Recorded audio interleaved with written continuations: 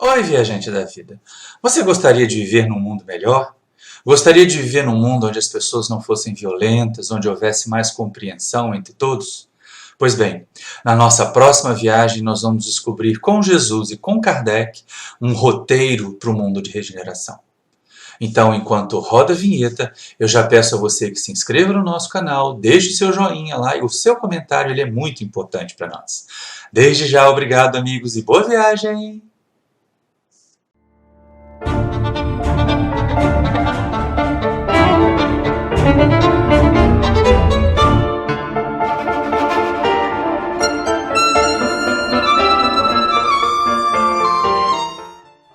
Queridos irmãos, queridas irmãs da família espírita, bom dia! E aproveitando essa nossa quarta visita ao GELE, essa visita à casa toca firme o coração da gente, porque ela é aconchegante, porque ela tem a presença de Francisco em muitas das suas facetas. E quando a gente lembra, né, do pobre de Assis, a gente também lembra do mestre que ele segue e que ensina com tanto carinho, com tanto empenho para todos nós. E muitas pessoas olham o mundo em que nós estamos, pensam o momento que nós estamos vivendo, como se ele fosse aquela coisa apocalíptica, derradeira, como se estivesse tudo só piorando. E na verdade nós, principalmente nós, nas fileiras do Espiritismo, temos necessidade de mais otimismo. A doutrina é o consolador prometido por Jesus, gente. Ninguém consola passando uma mensagem pessimista.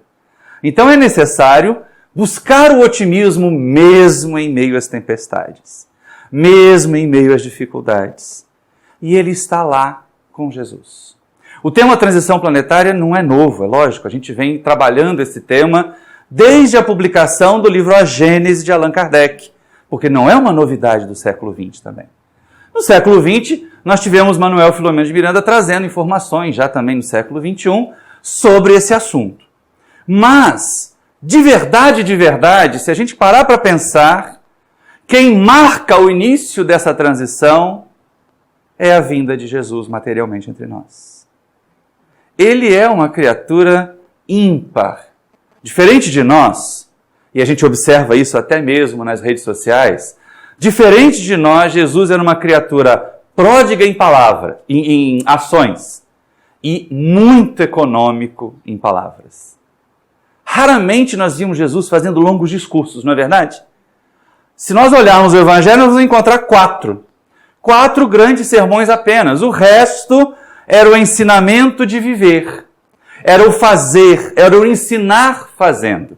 A gente, ao contrário, a gente tem discursos longos, eruditos às vezes, sobre um monte de temas que nem conhece. E aí depois, na hora de colocar em prática, mas isso aí é muito difícil. Mas eu ainda não estou maduro para fazer isso. Chama alguém para colaborar no centro espírita assim, vem fazer um estudo conosco do passe, para trabalhar no passe. Não, eu ainda estou em tratamento. Não tem uns desses assim? Pois é, com Jesus as coisas não eram diferentes. A gente comentou ontem até lá no Chico Xavier que tinha um monte de gente correndo atrás dele para receber milagre, mas para trabalhar com ele eram pouquinhos. E aí a gente vê desses 4 sermões que Jesus faz em momentos graves, em momentos importantes da sua passagem pela Terra, um deles ele se apresenta para nós como um verdadeiro roteiro para que nós cheguemos a esse estado de regeneração. Porque eu disse que Jesus é o marco inicial da transição planetária, da mudança de provas e expiações para a regeneração. Basta nós observarmos os valores antes e depois de Jesus. Quem era poderoso, quem era destruidor de nações, quem era um grande conquistador era visto como bem-sucedido antes de Jesus. E aí vem Jesus e diz assim, se queres ser grande no reino dos céus, sede o servo de todos. Olha só que diferença. Os ricos, os abastados, eram vistos como bem-sucedidos antes de Jesus. Depois ele nos convida a buscar na simplicidade, até na pobreza mesmo. Não na miséria, hein, gente? A gente tem que entender muito isso. Principalmente com a percepção da mensagem de Francisco em torno dessa casa, que Francisco não fez voto de miséria, fez voto de pobreza.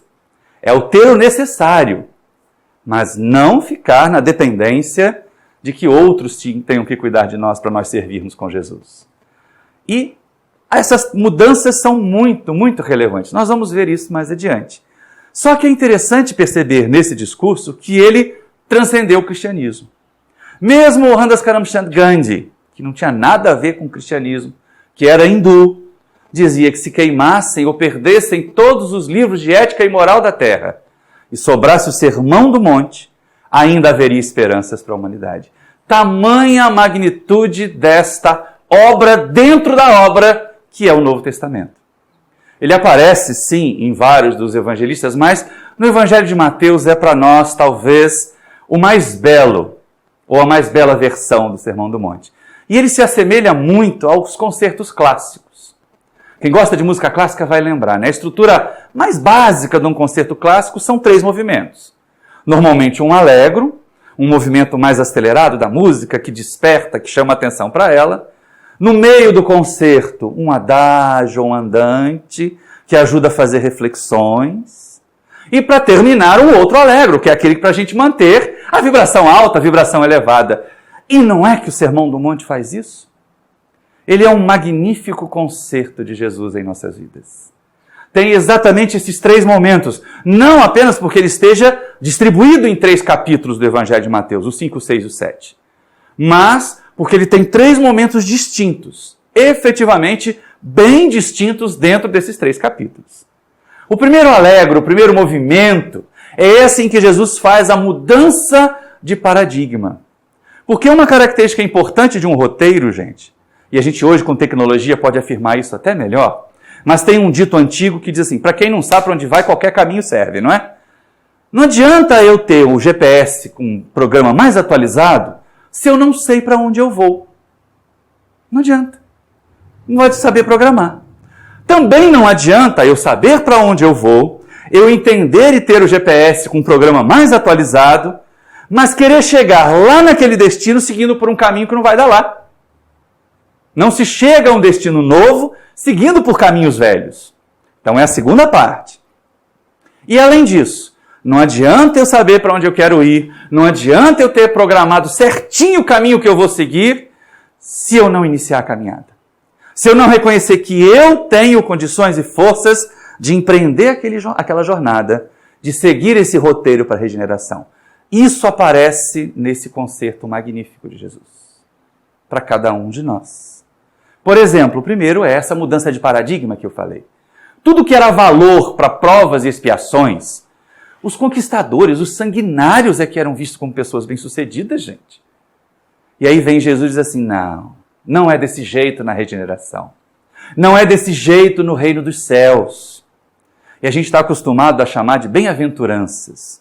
Alguns tradutores mais novos dos evangelhos, lá nos textos onde eles foram escritos, procuram buscar essa bem-aventurança como uma outra ideia, como de avante, como um estímulo para seguir.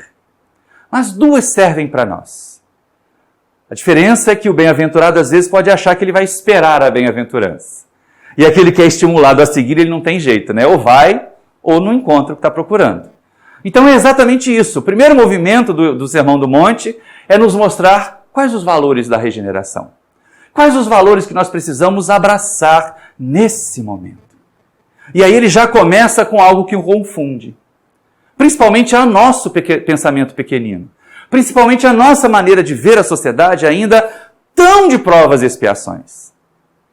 Porque se por um lado, lá naquela época, as criaturas de destaque sociais, os famosos, é que eram vistos como bem-sucedidos, os doutores da lei, os sacerdotes, os grandes filósofos, é que eram vistos como pessoas respeitáveis, Jesus começa essa canção dizendo, bem-aventurados os pobres de espírito, porque eles verão a Deus.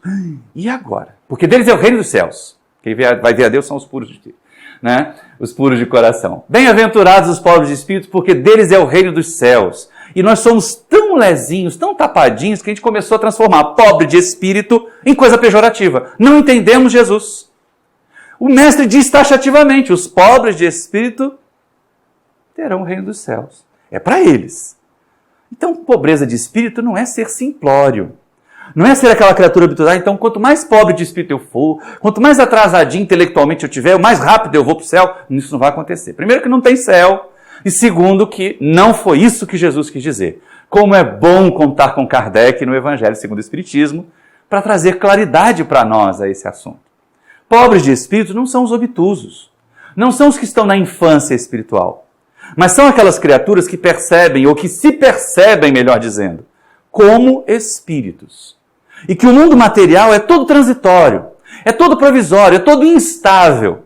Então, se eu focar toda a minha atenção, toda a minha existência no presente, no mundo material, eu fico preso a ele. Agora, se eu colocar a minha atenção, se eu buscar compreender melhor o ser espiritual que eu sou e não o mundo material, o ser material que eu vivo, aí eu vou alcançar um estado de plenitude. Então, os pobres de espírito são aqueles que se colocam humildes o bastante para entender que nem Deus e nem a natureza já disseram a última palavra dos seus ensinamentos. E se colocam na condição de aprendizes do Espírito. Para nós, nas fileiras do Espiritismo, os pobres de espírito não são aqueles que dizem que estão perpetuamente em tratamento, mas são aquelas criaturas que se colocam constantemente assim, o que eu posso aprender a mais? Que livro mais você recomenda para mim, senhor dirigente do centro, que eu possa aproveitar e entender um pouco do problema que eu estou passando? Tem tantas obras sérias, tantas obras subsidiárias boas, tanta coisa boa na codificação, que nós passaríamos aí umas 10 encarnações só para estudar o que é bom. E poderíamos jogar longe esse monte de lixo que tem aparecido, que embora seja psicografado, de espiritismo não tem nada. Somos chamados a ser pobres de espírito em doutrina espírita. Mas o pobre de espírito em doutrina espírita é sempre o mais estudioso, é sempre o que procura compreender mais e é sempre, principalmente, aquele que não se exalta pelo conhecimento que tem. Eu já falei isso nas outras palestras desse circuito, mas como não foi filmado, né, eu posso falar outra vez. Gente, eu tenho arrepio no perispírito. Toda vez que eu vejo um cartaz anunciando o doutor fulano de tal vai fazer palestra no centro, a doutora Beltrana vai fazer palestra no centro, o que a formação acadêmica dessas criaturas tem a ver com o conteúdo que elas têm a apresentar da doutrina espírita? É de novo voltar a provas e expiações, e Jesus traz a regeneração. Nós não somos importantes pelos nossos DR na frente do nome. Nós somos relevantes pelo trabalho que realizamos com Jesus. E aí a gente para de xingar os outros de pobre de espírito, não tem isso? Porque a pessoa, às vezes, quando ela é muito obtusa, quando está numa reunião de diretoria, ela não abre mão do ponto de vista dela, a gente diz, é um pobre de espírito. Só que a gente acabou de mandar essa criatura para o mundo espiritual superior, né? Porque, segundo Jesus, os pobres de espírito terão o reino dos céus. Olha que confusão que a gente faz. Porque nós ainda temos o nosso pezinho fincado lá nos valores das provas e expiações. Quanta gente resolve trabalhar no movimento espírita para, de alguma maneira, conseguir destaque. Ai, vão me chamar para aparecer no programa de televisão. Ai, vão me convidar para participar de um congresso e fazer palestra. E as tarefas na nossa casa espírita? E as tarefas no nosso cantinho, onde nós somos semeados para poder frutificar? Então, ser pobre de espírito é nesse sentido. Se fosse para parar aí, já seria confusão bastante para as pessoas ficarem trocando de valores, né? Mas Jesus não vai além. Vai um além que até confunde a gente espírita mesmo. Bem-aventurados os aflitos ou os que choram, dependendo da tradução, porque eles serão consolados. Aí aqueles que estão lá nas provas e expiações, olha, está vendo? Até Jesus assume a propaganda de partido político e diz que quanto pior, melhor. Não! Quanto pior, melhor é coisa de partido político. Não é coisa de Jesus, não é coisa de espírito. Por quê? Os bem-aventurados aflitos que serão consolados não são aqueles que vão ficar sentados chorando. Até no movimento espírita a gente vê esse equívoco. É assim mesmo, é um planeta de provas e expiações, a gente tem que sofrer para evoluir. Onde está escrito isso? Ou melhor, vamos pensar agora no meio da propaganda, né? O Espiritismo é o consolador prometido. Imagina, a Neide chega sofrida lá no centro, fazer atendimento fraterno, e eu digo para ela, aguenta, minha irmã, aguenta que a gente tem que sofrer para evoluir. Isso consola alguém? Ninguém. Então é lógico que tem alguma coisa errada na interpretação dos bem-aventurados aflitos. Aí está lá o capítulo 5 do Evangelho segundo o Espiritismo, o maior capítulo da obra, e Kardec começa a investigar as causas das aflições, as causas atuais, as causas anteriores, para tirar de nós esse ar de, eu sou vítima de Deus. Eu reencarnei para pagar dívidas. Deus não é agiota. Então ninguém reencarnou para pagar dívida, a gente reencarnou para evoluir. Onde é que a gente encontra essa referência? Lá no Livro dos Espíritos. Lá no capítulo, nas questões 167 até 170 do Livro dos Espíritos. A gente vai perceber que o propósito da encarnação não é pagar dívidas. Não é a gente passar por aquele sofrimento e ficar lá quietinho. Não, enquanto eu mais sofrido, melhor. Quanto pior, isso é coisa, já falei, de partido político, não é coisa de espírita. Kardec pergunta aos benfeitores espirituais na questão 167. Qual é o fim objetivado com a reencarnação?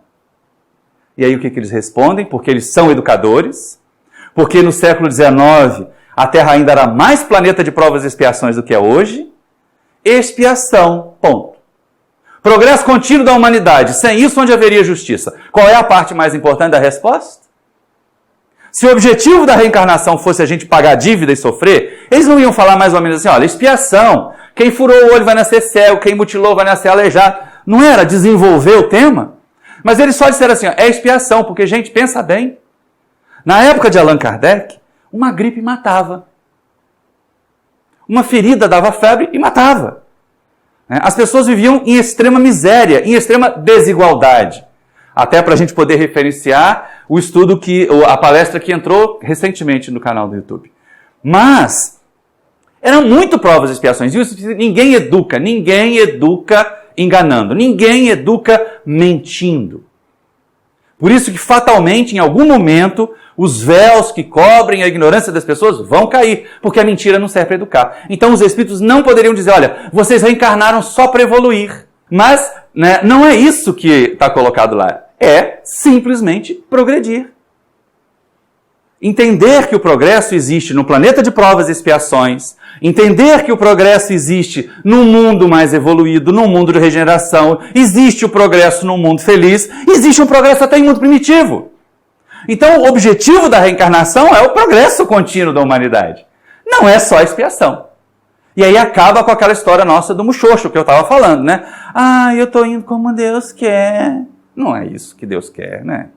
Deus quer a gente feliz. Deus quer a gente trabalhando na sua obra. Deus quer a gente transformando o mundo em que a gente vive.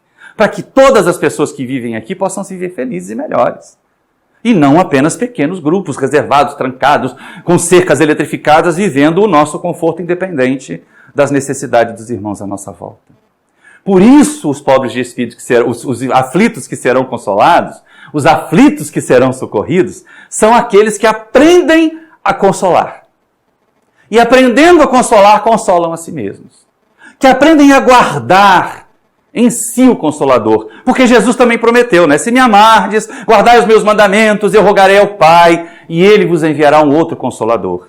O Espírito de verdade que o homem não conhece, absolutamente não vê, mas que ficará convosco para sempre. Aí a gente pensa assim, mas como? Será que vai ser um outro homem? Porque para ficar conosco para sempre não pode ser uma pessoa. Mesmo que Jesus voltasse num outro corpo material, não daria. Não daria para a gente dizer assim, ah, mas então é isso que está acontecendo. Ele vai voltar e não vai morrer nunca mais. Todos os corpos perecem. Só o Consolador que vai ficar conosco para sempre só pode ser uma ideia, uma filosofia, uma doutrina que nos conforte de dentro para fora. E não que seja um paliativo de fora para dentro. O passe é muito legal, reconforta, dá alívio, mas é paliativo de fora para dentro. A água fluidificada dá uma certa tranquilidade, tem fluidos que nos ajudam a equilibrar, inclusive o organismo físico, mas é paliativo de fora para dentro. A única maneira de nós nos fortalecermos, de nos curarmos, de nos consolarmos, é de dentro para fora nos tornarmos espíritos melhores. E a gente enxerga isso lá na questão 170, quando Kardec pergunta, o que fica sendo o espírito depois da última encarnação material? E eles respondem, espírito bem-aventurado, puro espírito. A gente pensa assim, puxa, não tem nem verbo nessa frase, né? Não precisa nem dizer o que vai ser, já é. E bem-aventurado pressupõe necessariamente o quê, gente? Alguém já viu algum bem-aventurado triste? Bem-aventurado é feliz. Bem-aventurado é alegre. Espírito puro, a maior referência de espírito puro que a gente tem? Jesus. Então, alguém pode imaginar um dia aquela cena que nunca aconteceria. Jesus acorda na casa de Simão Pedro. Ai, Pedro, hoje eu estou tão deprê, não vou sair para curar ninguém. Nunquinha, né? Espírito puro, porque ele evoluiu. Então, a ideia não é de que a gente tem que sofrer para evoluir. mas ao contrário, de que a gente tem que evoluir para não sofrer. O que é muito diferente e é uma proposta dinâmica, enquanto a outra é uma proposta estática de cruzar os braços e esperar que alguém venha nos socorrer, de que alguém venha fazer por nós. Esses são os aflitos que serão consolados, os que se fizerem consoladores de si mesmos e consoladores dos seus irmãos de caminhada. Porque se nós fecharmos aos olhos a dor em torno de nós, ela fatalmente vai causar dor para nós. O que nós vivemos na situação de violência do Rio de Janeiro é prova disso. Então nós temos trabalho a fazer. Não um trabalho de assistencialismo, mas um trabalho de promoção humana, que é isso que vai ajudar a consolar os aflitos permanentemente. Uma cesta básica distribuída uma vez no mês acaba em uma semana. Mas o indivíduo aprender numa oficina, a fazer artesanato, a fazer coisas que lhe dão maneira de sobreviver o mês inteiro, isso é promoção humana. Isso é desenvolvimento da sociedade. Então é isso que é proposto para nós na doutrina espírita. É claro que o emergencial tem que acontecer. O Betinho mesmo dizia, né, a fome tem pressa. E é verdade. As criaturas que estão sofrendo, ninguém vai ensinar evangelho para uma pessoa que está com o estômago roncando porque não come há 3 dias. Então nós vamos oferecer a caridade material e também impulsionar o desenvolvimento, para que os aflitos deixem de ser aflitos e passem a consolar a si mesmos, como nós temos que fazer. Terceira parte dessa canção, ela ainda é mais interessante. Desse concerto, ela ainda é mais interessante. Porque olha só que coisa.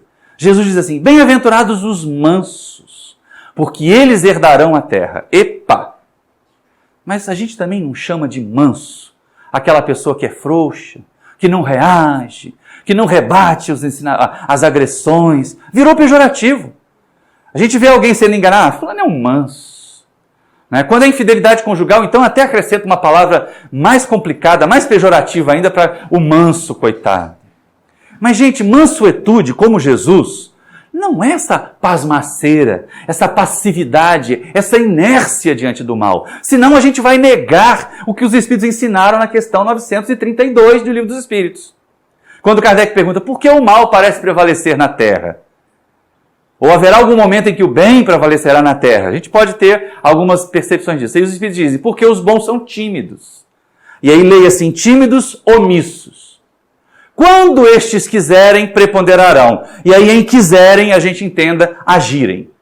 Porque não basta só eu querer, né? Eu quero muito conseguir passar no Enem, pensa o adolescente. E aí vai andar de skate na pracinha. Vai acontecer o Enem? Vai passar? Não vai. Então, o querer é agir. E o tímido quer dizer omisso. Quer dizer aquelas criaturas que se deixam abater, que botam o pescoço para o carrasco bater o machado. E não é isso que se busca na mansuetude. Na mansuetude, como Jesus propõe, se indica que nós não vamos usar as mesmas armas daqueles que nos agridem. As mesmas armas dos adversários. Jesus mesmo não era essa criatura pasmada que ficava deixando tudo de ruim acontecer com ele. Quantas vezes ele recriminou os fariseus? Quantas vezes ele os chamava de hipócrita, de raça de víboras? Para despertá-los, para mostrar que eles estavam equivocados. É claro que isso hoje soaria tão forte, tão agressivo, mas talvez na época do mestre não tivesse esse peso. Um outro exemplo fora do cristianismo que nós temos de mansuetude, de apóstolo da paz do século XX. Falamos dele no começo, o próprio Gandhi. Gandhi é visto como um dos apóstolos da não violência, da paz, a capacidade de libertar a Índia sem que do lado hindu fosse disparado um único projétil. Embora eles mesmos tivessem tomado muita bala, muita cacetete, mas da parte dos seguidores, dos seus irmãos, ele conseguiu fazer com que o país se libertasse sem violência. Mas não era essa criatura que se permitia dominar pelo agressor, pelo opressor. Ao contrário, na visita que teria feito à Inglaterra, a rainha, se não pudesse entrar com seu bodinho, se não pudesse entrar com a sua roupinha, não ia fazer visita nenhuma. Conta-se, até faz parte das lendas, do folclore em torno do Gandhi, que na época em que ele ainda fazia curso de direito, um daqueles professores britânicos, bem emproados, bem preconceituosos, de ver aquela criatura com uma pele diferente, com um corpo de franzino, assistindo e querendo ser um doutor da lei em Londres, tomou-se de extrema aversão por Gandhi. Vivia procurando meios de expor aos outros alunos e constrangê-lo. E aí, certa vez, eles estavam no refeitório da universidade. Gandhi chega com uma bandeja para fazer a sua refeição, o professor está na outra mesa, na mesma mesa. E aí o professor diz, senhor Gandhi, você não sabe que na natureza os porcos e os pássaros não comem juntos? Entendi, professor, já vou voar para outra mesa. Foi a resposta que ele deu. Para quem ficou ao lado do porco? Pois é. Da mesma maneira, numa outra ocasião, esse professor resolve pegar uma das provas do senhor Gandhi e dar um 0 sem o menor cuidado de corrigir, ainda escreveu, burro, incompetente. E ele chega então na mesa do professor e diz, professor, o senhor assinou a prova, mas não deu a nota. Isto era o Gandhi. Isto era o manso por excelência. Nós não vamos rebater o mal com o mal. Se alguém nos xinga, nós não vamos xingar de volta. Mas nós vamos falar assim, puxa vida, eu lamento a sua ignorância. Eu lamento a sua incapacidade de compreender. Eu lamento o seu pouco desenvolvimento intelectual. Pronto, é uma resposta educada, mas ao mesmo tempo é uma resposta que coloca o outro no lugar dele. E esses são os mansos que herdarão a terra. Aí vem essa segunda parte. Mas peraí, por que é que os mansos herdarão a terra? E é simples. Os brutos, os violentos, os agressivos vão fazer o que entre si? Se destruir. Vão se entredevorar. Vai chegar um momento em que essas criaturas se tornarão tão hostis umas às outras, e a gente vê isso, né? Todos esses acordos entre adversários históricos, todas essas tentativas de fazer uma força maior para oprimir alguma coisa, acabam sempre dando incisões. Basta a gente observar, lá na época da Segunda Guerra Mundial, né, o acordo que Adolf Hitler fez com Stalin. Foi uma das primeiras coisas que ruiu quando a guerra estourou. E aí a Alemanha invade a União Soviética e vem a guerra nos dois flancos. Então é lógico que os brutos, aqueles que são, que pensam na violência, que imaginam conquistar tudo só pela base da força, eles vão se entredevorar, eles vão se destruir. E a terra permanecerá sob o cuidado daqueles que aprenderam a ser mansos, que aprenderam a ser preservadores deste ambiente em que nós vivemos. Aí vem mais uma percepção, essa talvez a única que a gente acha que já faz. Jesus diz assim, bem-aventurados os que têm fome e sede de justiça, porque eles serão saciados. A gente diz, essa eu já consigo colocar em prática. Esse aí eu já consigo colocar em prática, basta uma operadora de telefonia me passar a rasteira que eu meto um processo. Basta o vizinho deixar o cocô do cachorro na minha calçada que eu já meto um processo. Eu tenho fome de justiça. E faço o que tem que ser para ser saciado. Aí a gente pergunta assim, mas tem mesmo? É mesmo? Porque quando Jesus diz, bem-aventurados os que têm fome e sede de justiça, porque eles serão saciados, tem uma proposta de que nós, para clamarmos por justiça, temos que ser justos. Para clamarmos por honestidade, temos que ser honestos. Então quem tem fome de justiça tem para si e tem para os outros. Não adianta fazer passeata pedindo aumento do meu salário e depois não querer dar o aumento da empregada doméstica. Ainda na época daquelas manifestações de 2013, meus alunos faziam parte do Diretório Central de Estudantes e tinham aquela militância bastante engajada. E aí os protestos eram contra o aumento de passagens na cidade do Rio de Janeiro. E eles resolveram falar comigo que no outro dia não iam para aula, as minhas aulas eram terça e quarta às 8 da manhã, que não iam à aula às 8 da manhã na quarta-feira, por quê? Porque eles iam participar da passeata, porque eles iam lá protestar. Mas eu falei, mas o aumento da passagem não foi de vocês. Mas aqui em Seropédica não aumentou, vocês andam a pé, até tem um ônibusinho que busca os alunos e que traz. Não, professor, mas não é só contra isso, é contra a corrupção, é contra a desonestidade, é contra isso. Eu falei, é contra tudo isso? É. Quando é que é mesmo a passeata? Quarta-feira. Podem ir. Agora, na quinta-feira, ninguém mais vai furar a fila do bandejão, não é? Gente, ficou um silêncio na sala. Dava para eu fazer a diferença se era um mosquito da dengue ou se era um pernilongo comum. Porque aí começa, não, mas aí, professor, mas a gente não entra na fila lá porque o coleguinha está aguardando, a gente não chega a tempo na aula e quem está atrás de você não tem aula, não? Então é a mesma coisa. Eu quero honestidade, mas paro o meu carro na calçada e atrapalho o cadeirante. Eu vou fazer reclamação, eu meto um processo na empresa de telefonia e faz gato na luz. Entra para fazer protestos na internet usando internet pirata. O programa pirata que está no computador, gente, quem tem fome e sede de justiça, o tem para todos. Na evangelização, já que você estava falando de evangelização, Tem uma musiquinha que a gente canta há muito tempo. Quando eu aponto o dedo para o meu irmãozinho, eu tenho 3 apontando para mim. Então o macaquinho olha o próprio rabo primeiro, não senta nele não. Né? E é isso que a gente às vezes não tem observado nessa sociedade que aí está. A gente olha o cisco no olho do outro, mas não percebe a trave no nosso. E o tempo mostra, o tempo vai revelando, vai fazendo com que as coisas sejam colocadas nos seus devidos lugares. Então, fome e sede de justiça, queremos? Queremos. Sejamos os mais honestos. Nem um centavo de desvio do imposto de renda. Só os atestados, só os comprovantes médicos que realmente nós conseguimos. Nada de pedir um amigo médico emprestado um recibinho.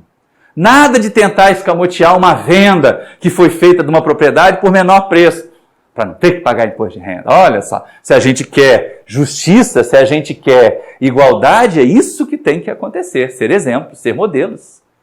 Porque senão nós vamos continuar vivendo a ideia dos que podem e dos que não podem ser desonestos, os que podem e os que não podem ser justos. E Jesus diz que no mundo de regeneração, os valores da regeneração vão ser o da justiça absoluta, para o outro e para mim também.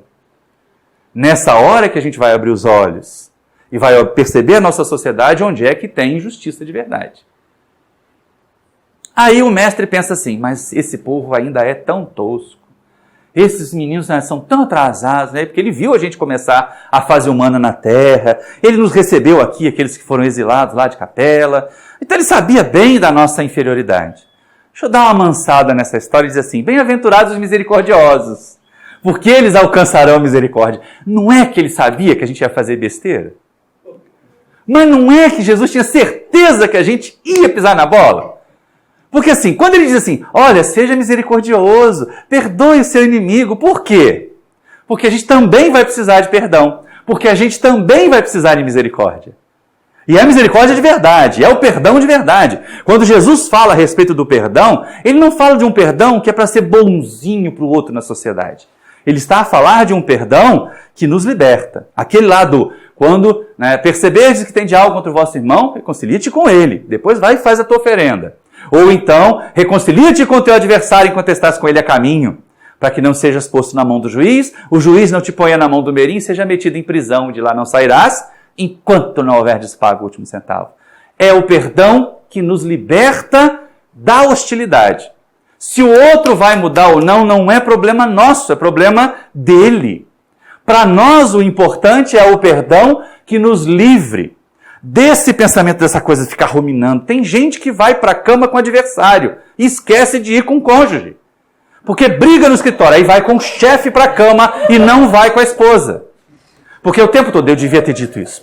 Eu devia ter falado aquilo. E está com aquela pessoa do lado da gente antes de dormir. E não dorme, o pior é isso.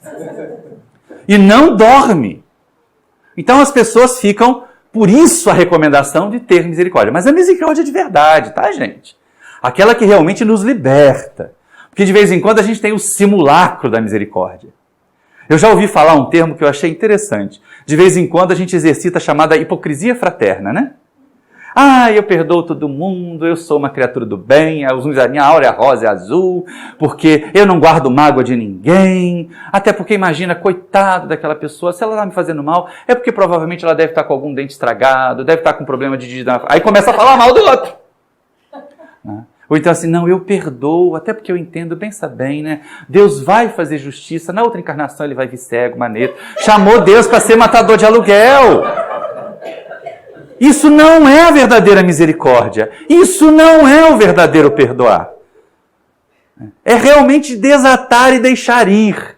Nos desvincularmos da criatura que nos faz mal, mas também do sentimento que ela carregou para dentro de nós. Por isso, bem-aventurados os misericordiosos, porque eles alcançarão misericórdia. Jesus sabia que a gente ia ter condição de fazer da mancada. Sabia que a gente ia pisar no calo dos outros. Então, como é que a gente atrai a compreensão e a misericórdia dos outros para nós? Sendo misericordioso e sendo compreensivo. Perdoando primeiro, para que os outros nos perdoem. Está lá na frasezinha lá da oração de Francisco. Perdoando que se é perdoado. E o mestre também recomenda isso, que nós perdoemos para que nos perdoem. Está lá no Pai Nosso.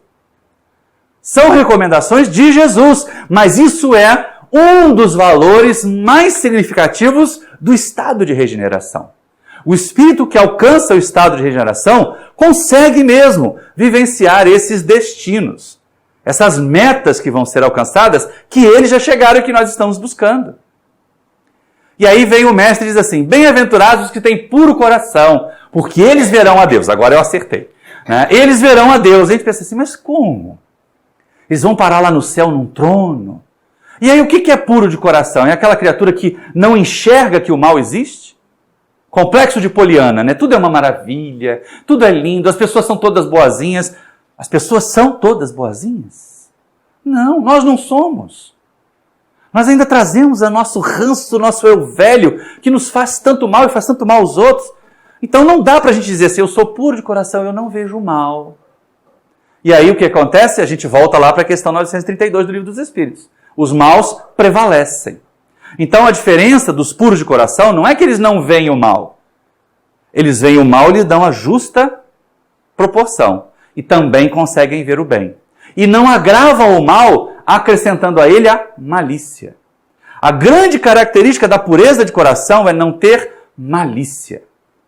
O indivíduo diz assim, puxa vida, olha só, o casal está se separando porque houve um caso de infidelidade. Aí a gente já começa a costurar, né? Mas é porque também, imagina, né, como a esposa daquela, que marido que não ia pular cerca, ou o marido daquele, que mulher que não ia arrumar um amante, né? E começa a botar defeito na vítima da traição. Olha só, isso é malícia. Agora, puxa mesmo, um casamento terminou, mas que bom que terminou antes da morte, né? Porque podia terminar numa tragédia. Então, esse está percebendo a realidade. Aquilo é uma coisa boa? O adultério é uma coisa boa na sociedade? Claro que não é. Mas ele dá a devida proporção. E não fica aumentando com a fofoca, com o mexerico, com aquelas coisas, todo esse ranço. Isso é a questão da pureza de coração. Mas o ver a Deus, aí é que vem uma questão interessante. Porque nossos irmãos de outras religiões têm a ideia, a concepção, de que ver a Deus é ir para o céu e se ajoelhar diante de um trono. Porque Deus virou um rei. A ideia ainda tão monárquica, né, de que Deus tem que ser um rei para ser poderoso e dominar sobre todos. Mas a ideia não é isso. Os que têm puro coração conseguem ver a Deus onde Ele está, na criação. Os que têm puro coração percebem Deus na flor que brota, na pontinha de um galho de uma árvore, no fruto que começa a se projetar de uma fruteira, ou até mesmo nos animais ciscando no caminho, naqueles que estão passando pela rua, no passarinho que canta na árvore, mas também na pessoa que está sentada do lado do ônibus, ele vê Deus. Porque cada um de nós é um canteiro de obras, em que Deus está construindo um anjo. Um ser que vai alcançar aquele estado de puro espírito em que Jesus já chegou, e que nós ainda não chegamos. Mas Jesus vai mais além, ele nos desafia com 8 metas a alcançar, não são 7, são 8. O pessoal adora o misticismo, né? Adora o número cabalístico. Quais são as 7 bem-aventuranças? São 8. E a gente vai perceber isso logo logo. Jesus diz assim, bem-aventurados os pacificadores, porque serão chamados filhos de Deus. E é tão interessante isso que o próprio Allan Kardec coloca os mansos e os pacíficos, o que é completamente diferente de pacificadores, no mesmo capítulo do Evangelho. Mas os pacificadores, eles estão um degrau acima dos mansos. Os mansos são aqueles que aprenderam a não devolver o mal com o mal. E os pacificadores são aqueles que aprenderam a apagar o mal em torno de si. Eles não precisam ser diplomatas, porque a diplomacia hoje não visa o bem-estar das pessoas, visa o bem-estar econômico das nações. E algumas vezes nem isso. Mas eles são grandes pacificadores de conflitos. São aqueles que oferecem apenas ouvidos moucos à intriga, à fofoca. Alguém chega e fala mal da Neide. Aí vem esse ouvido aqui e faz assim mesmo. Não alimenta, não acrescenta. Às vezes solta até uma palavra, mas espera aí, puxa vida, mas será que não tem nada de bom nessa pessoa? Corre o risco da gente levar um murro quando fala isso, né? Mas passou, não alimentou a fofoca. Não foi assim, é isso mesmo, você tem que reagir. Esse não é pacificador. Você não tem sangue de barata. Gente, as baratas vão ser as únicas coisas que vão sobrar se tiver uma guerra nuclear na Terra. Né? Não dá nem para usar sangue de barata como uma coisa pejorativa, ofensiva. E aí, esse mesmo indivíduo vai e ouve alguém, aquela pessoa que falou mal, aí vem alguém e fala, fulano de tal falou mal de você, e fica intrigando. Os pacificadores dão extinção à fofoca, extinção à intriga. E aí, olha só que coisa interessante, qual é a proposta máxima da criação? harmonia. Tudo na criação, tudo que permanece intocado na criação, caminha em harmonia. Mesmo o caos temporário, por exemplo, uma mata estala um raio, as folhas secas pegam fogo e queima-se uma grande região. Depois aquele solo mesmo volta a produzir. Então é a limpeza, é a reciclagem da matéria que ali está acontecendo. Mesmo no caos existe ordem. Mesmo no caos existe a disciplina da criação. E os pacificadores são chamados filhos de Deus por quê? Porque eles trabalham pela ordem. Eles trabalham pela harmonia da criação. Eles trabalham pela harmonia entre as criaturas, o que é muito interessante. Enquanto que o pacificador apenas evita de compor as fileiras do mal, as hostes da perturbação. E como eu disse, são 8. Porque aí Jesus percebe assim, se eles chegarem nessas 7, já vão estar fortinhos. Já vão ter saído do jardim da infância, já vão estar entrando na alfabetização do Espírito. Bem-aventurados sois vós, quando vos perseguirem, quando vos caluniarem e mentindo, disserem todo o mal contra vós por minha causa. Exultai e alegrai-vos. Será grande o vosso galardão no céu. Jesus enaltece a coragem da fé. Porque de vez em quando a gente faz bem isso, né? Eu não posso dizer que eu sou espírita lá no trabalho, não. Porque a maioria dos companheiros é de outra religião e eles vão ficar me olhando enviesado. Então eu não digo. Não, mas se eu disser para os meus vendedores que eu sou espírita, eles não vão querer trabalhar para mim, porque de vez em quando tem isso. Tem uma companheira nossa que ela teve uma empregada doméstica que ela foi perguntar para o pastor se podia trabalhar na casa da espírita. Aí ganhou autorização e aproveitou para levar o óleo ungido e temperar a comida da patroa com o óleo ungido da igreja. Então, isso pode acontecer. Mas nós nos omitirmos, assim, não, eu sou espiritualista, eu sou cristão. Nós somos cristãos porque a doutrina espírita é de base cristã. Mas nós somos espíritas cristãos. Sem vergonha de dizer isso, sem medo de dizer isso. Mas se eu disser isso na academia, vão rir de mim, que eu sou uma pessoa tosca, que eu sou uma pessoa, né, que fantasia, porque a ciência é muito objetiva. Eu não estou nem um pouco preocupado com isso. Todo mundo na universidade sabe que eu sou espírita, a gente participa e ajudou a fundar o núcleo espírita da universidade, hoje não participo mais, mas a gente sabe e é chamado até para os eventos em que tem atividades ecumênicas. Porque se a gente negar a fé que tem, o que vai adiantar, né? Tem agressão, tem mentira, tem perseguição? Tem. Mas quem conquistou a coragem da fé suporta tudo isso e responde da maneira como Jesus respondeu. Estão falando isso assim de você. O meu trabalho fala por mim. Olha quanto se falou a respeito de Chico Xavier. Ele precisava parar para responder? O trabalho dele fala por ele. Quanto se criticou de Valdo Franco? O trabalho dele fala por ele. Vem um povinho adorando dar espivitada, jogar pedra. Gente, tenha pelo menos 1/10 da folha de serviço desses trabalhadores para lançar uma pedra sobre eles. Fale menos dos outros e trabalhe mais por si mesmo para chegar a essa coragem da fé que eles tiveram. Aí a gente vai poder considerar novas conquistas. Essas são as metas. Mas eu dizia, não adianta nada eu saber para onde eu quero ir e insistir com caminhos que são diferentes, não é? Lá no Sermão do Monte tem um jogo de frases muito interessantes que Jesus utiliza para fazer o que a gente questiona o seguinte: não vou chegar a um caminho, a um destino diferente, seguindo por um caminho velho. Nunca vai acontecer isso. Se eu quiser chegar em Seropédica, eu tenho que pegar a Dutra e pegar o sentido Rio de Janeiro. Não é dizer, não, mas eu quero ir para Seropédica por São Paulo. Poxa, gente, não vou chegar nunca em Seropédica. Então, caminhos velhos só levam a destinos velhos. Ações repetidas velhas só vão levar às mesmas consequências. E Jesus nos propõe mudar de caminhos. Ele faz uma mudança nas nossas normas de conduta.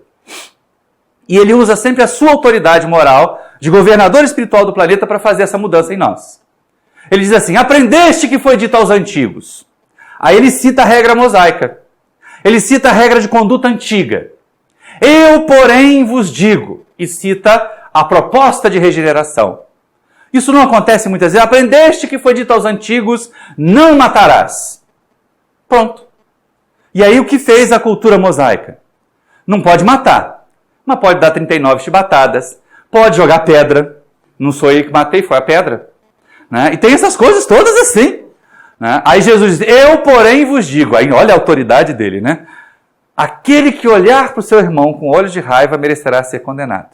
Aquele que disser raca merecerá ser condenado em juízo. Ou seja, o simples pensamento de hostilidade já veta a nossa presença na condição de regeneração. O simples pensar negativo de alguém já torna a nossa condição de regeneração mais precária, já nos remete de volta ao euzinho velho que está lá agarrado nas provas e expiações e que ainda faz o olho por olho, dente por dente. E como Gandhi dizia, de olho por olho, dente por dente, a gente vai chegar numa sociedade banguela e cega. Então a proposta é diferente dessa. Aprendeste que foi dito aos antigos, a total não violência. Aí a gente pensa assim, Jesus de novo, aprendeste que foi dito aos antigos, não adulterarás.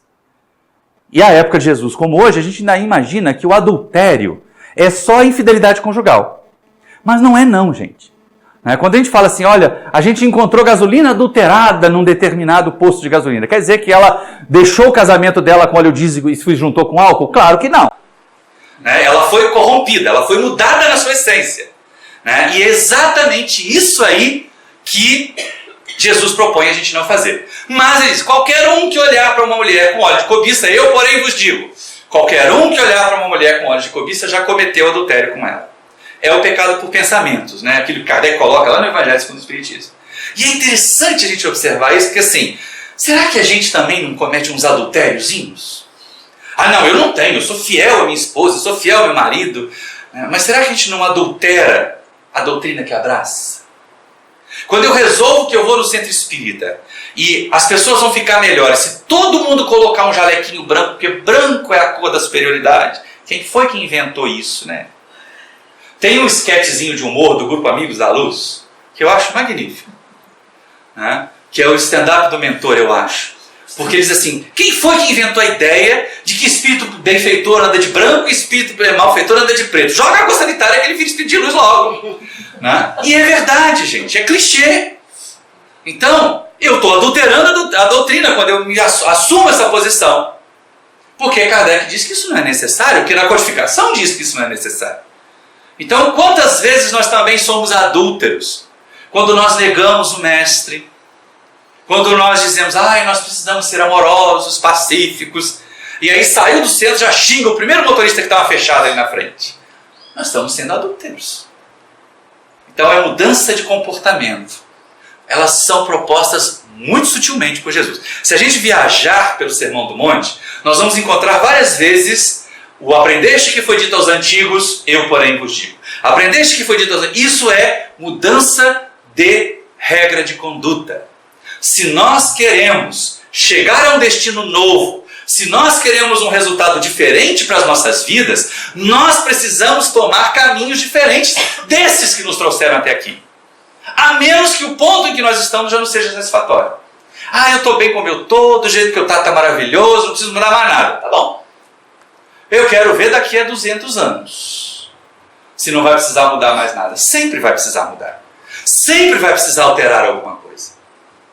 E é exatamente aí, nesses momentos, que a gente aprende com Jesus. Eu não vou chegar a um resultado diferente se eu usar o mesmo caminho.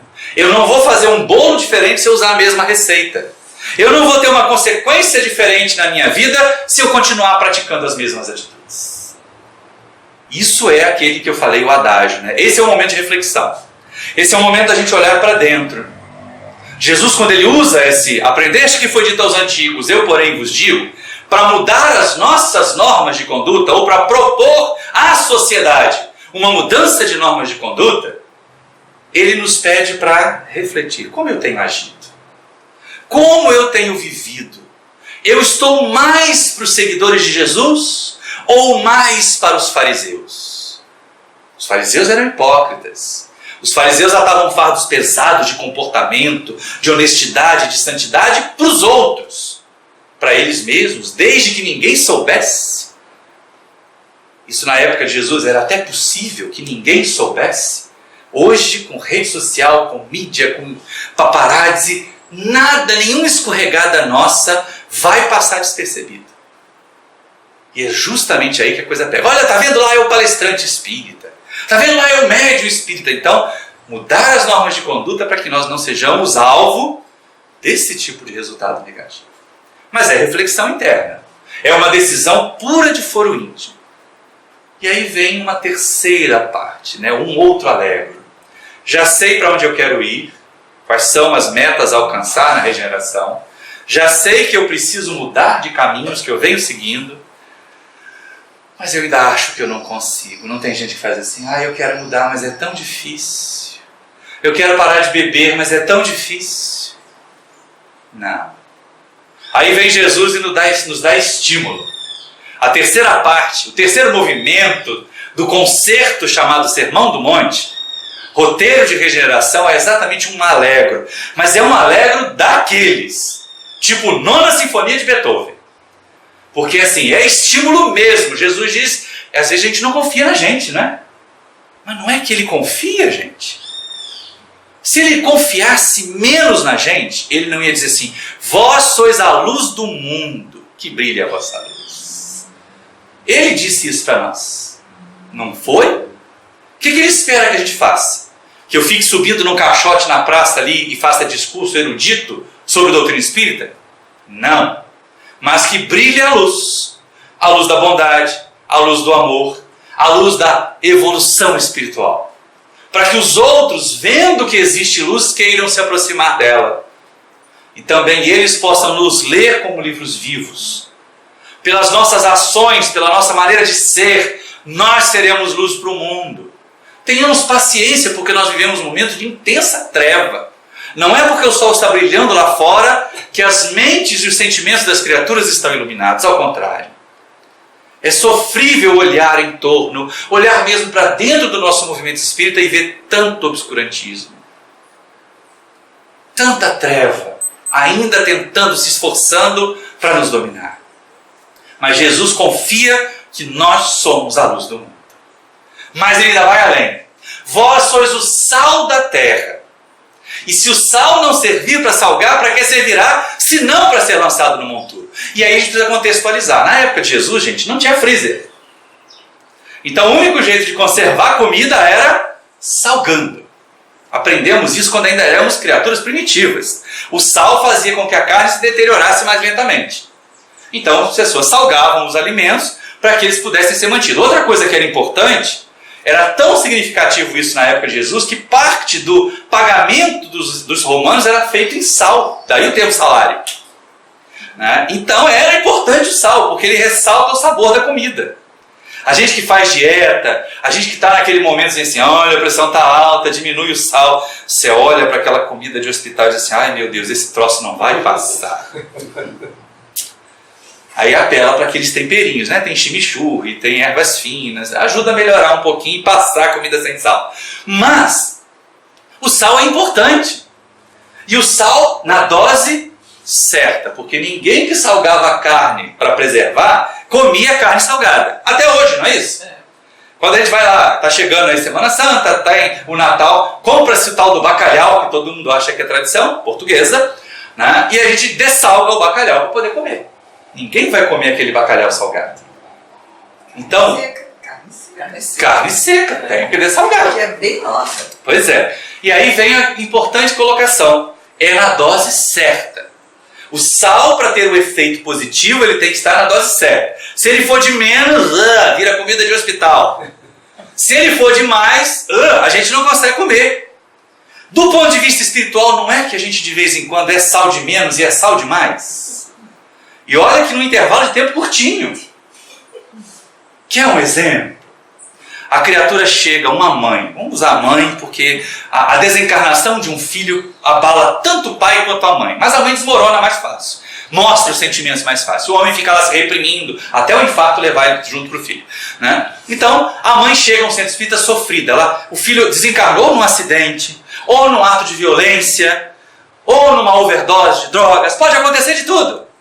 Ela não era espírita, ela foi no enterro desse filho que ela amava tanto. Ela colocou a mão num cadáver gelado. Esse cadáver gelado desceu na sepultura e foi fechada a sepultura. O filho dela, para ela, morreu, está perdido para sempre. Ela vai no centro espírita porque uma amiga disse, olha, a vida continua. Algumas vezes até você tem mensagens dos entes queridos desencarnados. Essa é uma pior propaganda que se pode fazer, pelo amor de Deus. Tá? Ó, o pessoal da internet também. A pior propaganda que se pode fazer para alguém que está sofrendo a desencarnação é prometer que essa pessoa vai ao centro espírita receber uma mensagem do parente desencarnado. Não façamos isso. É propaganda enganosa e abre espaço, um espaço imenso para a infiltração de espíritos perturbadores, brincalhões, embusteiros, que vão se fazer passar por aquele ente querido. E aí desacreditam o centro espírita. Fazendo um parênteses, depois eu volto à história do sal de mais e do sal de menos. A respeito dessa história aí de cartas consoladoras, gente, Chico Xavier psicografou as obras que ele tinha que psicografar de 1927 a 1967. Foram 40 anos treinando mediunidade com Emmanuel. Treinando ser um instrumento de transmissão fiel com os benfeitores espirituais. Terminada essa tarefa, ele ainda tinha vigor. A gente pensa que não, mas tinha.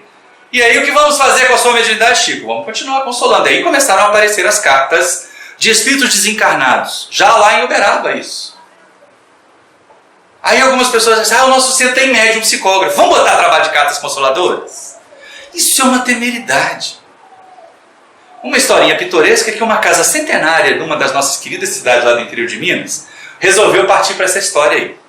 E aí, lógico, né, aparece um monte de curioso, um monte de gente vai na reunião dos entes queridos, bota o nomezinho. Eles, para organizar a história, fizeram uma fichinha, em que a pessoa preenchia a fichinha, colocava um contato, colocava um nome e colocava o nome também do espírito que estava tentando ter informação. E aí o primo de um amigo nosso, que é um exímio tocador de violão, ele foi lá buscar uma notícia da avó desencarnada. Só que ele é muito topeira, muito lesado. É uma ofensa às topeiras. Mas ele é muito lesadinho, né? Chamar de topeira é uma ofensa às topeiras. Ele, né, era muito distraído. Então o que ele fez? Ele botou o nome da avó dele no lugar do solicitante e o nome dele no lugar do defunto. E ele recebeu uma carta dele para a avó. Gente, isso não é um trabalho sério. Então, cartas consoladoras com médiuns que foram preparados, assim como Chico Xavier. Não é qualquer um que faz isso. E realmente eu ainda não tenho encontrado indicativos de que haja um trabalho tão fiel quanto o do Chico. Agora, voltando à história do sal de mais e do sal de menos, porque o tempo já está passando, né? Aí essa mãe vai lá ao centro espírita sofrida, desesperada no atendimento fraterno.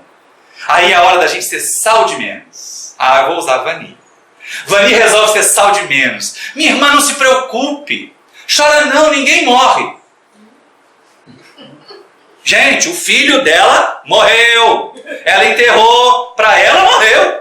Isso é sal de menos, né? O que dizer ninguém morre e consola alguém que viu e saiu do enterro de um filho? Nada. Aí a Vani resolve ser sal demais. Não se preocupa não, irmã, daqui a pouco você morre também, vai ao encontro dele. Acabou com a mulher e assim ameaçou de morte. É sal demais, derramou o saleiro inteiro. Então Jesus nos recomenda ser o sal da terra. Ele confia que nós somos capazes de levar uma mensagem equilibrada, de levar uma mensagem que seja consoladora.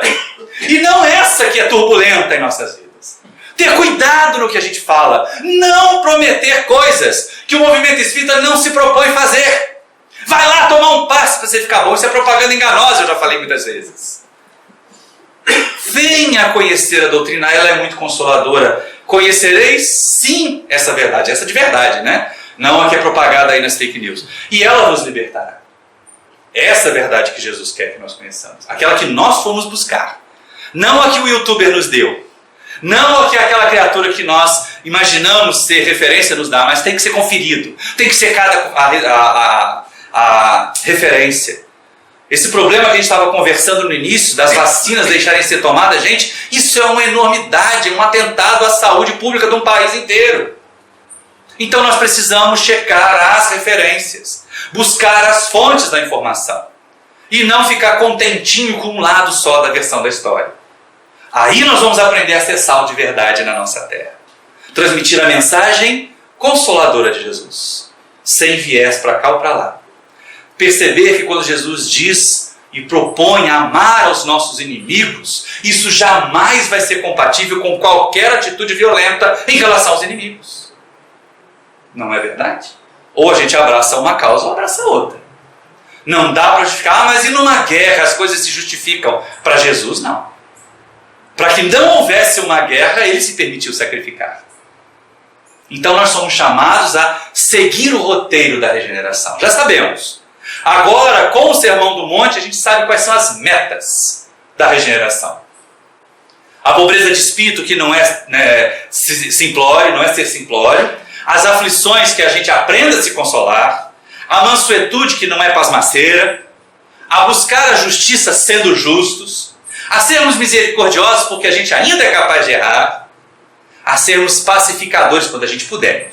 Esse talvez seja o mais difícil de conseguir, porque como a fofoca leva a gente fácil, né? De vez em quando tem uma das cenas aqui, vamos imaginar uma cena pitoresca, ela é alegórica, mas aquele atendente do atendimento fraterno que não está bem preparado e que embarca no discurso do atendido, em vez de trazer a doutrina para a reflexão do atendido. E aí chega alguém e fala assim, mas meu marido é muito complicado, ele chega em casa, larga a roupa pelo sofá, ele faz isso, faz aquilo. Mas minha irmã, um casamento para funcionar precisa ter regras, você também precisa colocar o seu marido na linha. Aí aquela criatura sai. Entra um outro, fala, depois entra um senhor. Não, mas a minha esposa, depois de um tempo de casada, ela não quer mais saber de cozinhar, as roupas estão tudo mal passadas. Mas meu irmão, um casamento para funcionar bem tem que ter regras. Você precisa colocar a sua esposa na linha. E termina o atendimento fraterno e ele encontra um casal se estapeando na rua. Era a esposa e o esposo que fizeram o atendimento. Falta de cuidado. Atenção para nós sermos o sal da terra, para nós sermos a luz do mundo e sermos pacificadores. Não é fácil ser pacificador, porque nós ainda temos o nosso gladiador dentro de nós. Nós ainda temos muito mais Espartaco dentro de nós do que João o Evangelista. Mas é necessário fazer o roteiro para a regeneração. É necessário seguir esta rota para a regeneração. Do contrário, que adianta ser espírita? Do contrário, que adianta ser cristão? Ou nós somos mesmo seguidores e servidores com Jesus, ou o que estamos fazendo aqui a não ser turismo? É nessa hora que nós vamos nos perceber como agentes de transformação. Aí está o roteiro. Por que ainda há tanta gente sofrida na Terra? Porque as pessoas não embarcam na viagem. Porque as pessoas não resolvem seguir o roteiro que foi proposto a elas e ainda usam o argumento, é muito difícil fazer isso. É lógico que é muito difícil. Por isso que, por exemplo, os grupos sérios que tratam dependência química, eles não propõem que o indivíduo que é alcoólatra deixe de beber para sempre. Eles propõem assim, olha, pare um dia. Porque se você pegar um doente alcoólico, que levado a uma reunião do AA, ele percebeu a vida dele toda degradada, a família destruída, o próprio trabalho também perdido, e aí busca essa ajuda, ele vai dizer, olha, você que é um doente alcoólico, tem que parar de beber para sempre. Ele vai ficar tão deprimido que entra no primeiro bar e toma um porre. Agora, se alguém disser assim, olha, meu irmão, eu confio em você, mas fica só um dia sem beber, aí ele pensa assim, um dia eu aguento. Aí no dia seguinte, o que o grupo faz? Vamos ficar mais um dia? Eu aguento. 10 dias depois, eu não aguento, bebeu, caiu, fez... Vamos começar de novo? Porque ninguém que caiu está perdido. A proposta, até num ditado oriental, é caíste 7 vezes, levanta-te 8 vezes. E assim nós nos tornaremos transformadores e regeneradores e regenerados do nosso planeta. Mas o roteiro de regeneração que aí está, e a Terra ser planeta de provas e expiações, ainda agora, 2000 anos depois de Jesus haver iniciado a sua transformação em mundo de regeneração, isso é responsabilidade da nossa inércia, da nossa preguiça. Então somos convidados espíritas a agir mais, a fazer mais, a sermos mais fiéis aos valores que nós abraçamos da doutrina e a questionar todas aquelas pessoas, mesmo os nossos afetos, quando isso estiver violando esses princípios. Não é porque eu confio muito no meu médico, que se ele falar uma coisa negativa eu tenho que aceitar. Ele tem conhecimento sobre a fisiologia, sobre a área dele. Mas sobre outras coisas ele pode ter tão ou menos conhecimento que eu. Basta a gente olhar a introdução do Livro dos Espíritos e Allan Kardec fala isso para nós. Então, vamos trabalhar, meus irmãos. Sejamos nós aqueles que põem o pé firme no roteiro da regeneração. Vai demorar. Nós vamos encontrar obstáculos, nós vamos encontrar resistências dentro e fora de nós. Mas certamente, só aqueles que perseverarem até o fim encontrarão em si mesmos a força para a regeneração. A felicidade que nós buscamos está em agir, está em nos transformarmos. A paz que nós buscamos tem que ser uma construção a partir de nós. Muita paz a todos. Muito obrigado.